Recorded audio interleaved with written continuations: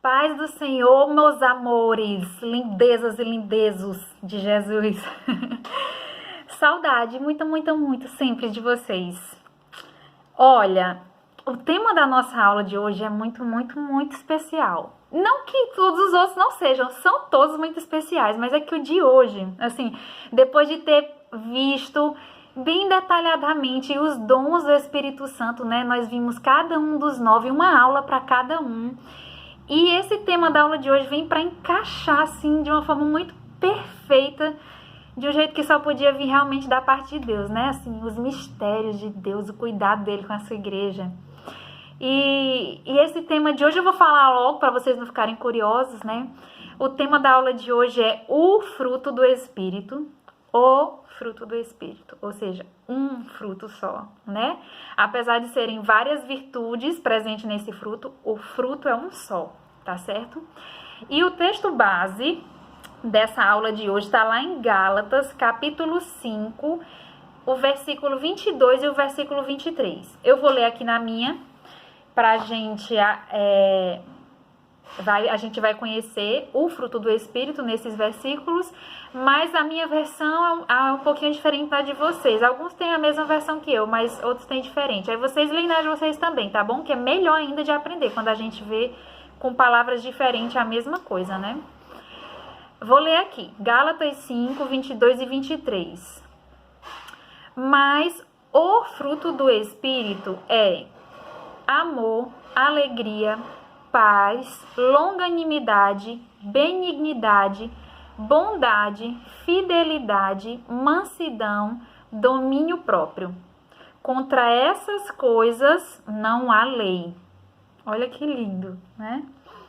E aí, se a gente parar para pensar direitinho, buscar aí na memória, a gente vai ver que todas essas 9 virtudes que são o fruto do Espírito, elas são as características de uma pessoa muito importante que passou aqui pela Terra, que é o nosso amado Senhor da nossa vida, Jesus Cristo, né?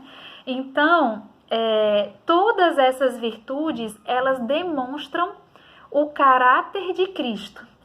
Por isso que nós devemos manifestar essas virtudes, já que nós somos cristãos. Nós devemos manifestar as virtudes de Cristo, né? E esse nome cristão é interessante porque a primeira vez que os seguidores de Jesus Cristo foram chamados de cristão foi lá na cidade de Antioquia.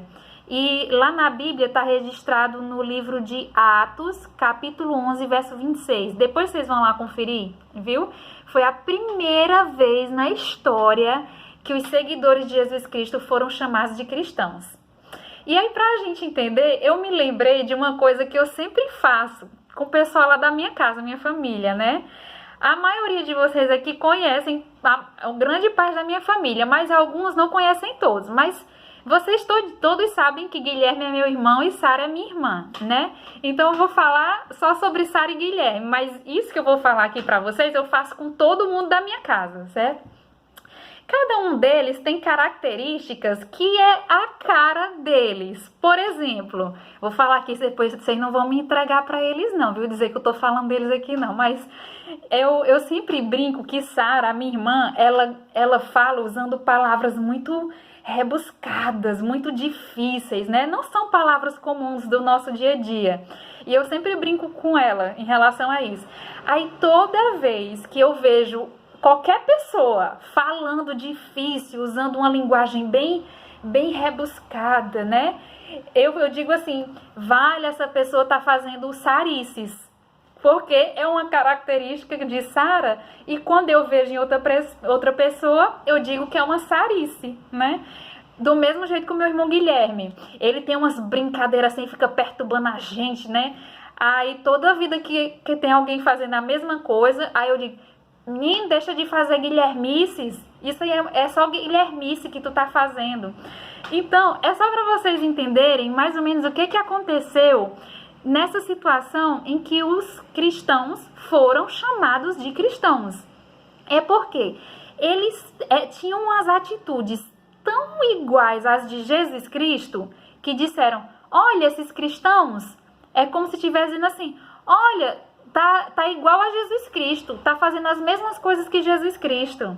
Estão entendendo? É por isso que eles foram denominados de cristãos.